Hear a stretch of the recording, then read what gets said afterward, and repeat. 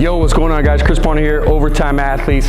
For today's video, what I want to talk about is one of my favorite auxiliaries for developing speed and power in the posterior chain, right, with my team sport athletes. So this is going to help any of you athletes out there, football, basketball, baseball, soccer, cricket, you know, whatever sport you play, rugby, swim, anything that needs to develop that posterior chain, okay? Especially for jumping and especially for speed.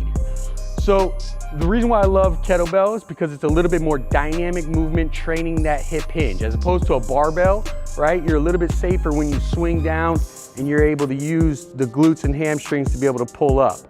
So the first phase, first progression that we start with is your typical normal kettlebell swing. You guys have seen this here. Go ahead and start off. The only thing that I'm gonna touch on, guys, that I understand that, you know, kettlebell, go ahead, go. Hit like 5 reps, pop. Pop. Two things I'm going to touch on here. I'm not as crazy as a technique, you know, Nazi as some of these guys are who obviously invented it. I understand that there's a huge thing. Remember, as a performance coach, my biggest thing is, are we getting the stimulus from that? So the big things I look for is a hinge movement where the shoulders cross the toes, right? And so that he's not utilizing all knee drive. A lot of athletes will swing down, right? But they're still upright, shoulder doesn't cross the toes, they're using all knees. I want them to hinge forward or tip forward a little bit more so that we're engaging the hamstrings and glutes. That's all really simply I'm looking for, and that's the one thing that you can utilize to correct yourself is, are you using the glutes and hamstrings? Now, the other side of that is they're tipping way too far forward.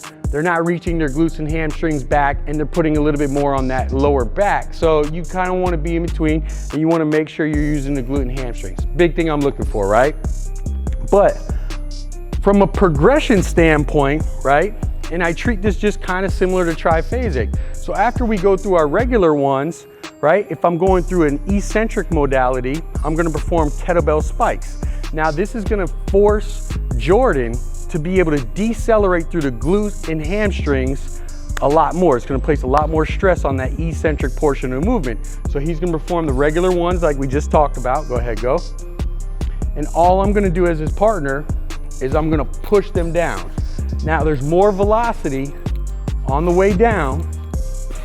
5 more, 5, 4, 3, 2. Now there's more velocity on the way down, right? Which is forcing him to have to decelerate that resistance as fast as possible, okay? So then from there, the last phase, right? Because I use this through each phase.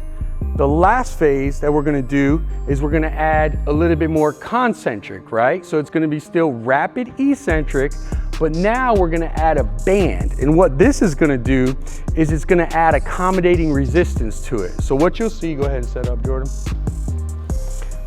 He's gonna wrap it around the kettlebell, put it through his feet. And then from here, what's gonna happen is as that band comes up, right? There's more resistance in the band, making it harder at the top of the movement when he starts to extend his hips. So the band gets tighter, hips get longer, right? More extended. So now he has rapid eccentric, right? And a little bit tougher concentric on the way up. So that's the exact phase by phase of how I implement kettlebell swing. I love it in most of my programs. That's how I progress it so that you guys can continue to get true adaptations, get more power in your posterior chain. I hope that helps. I'll catch you guys next time.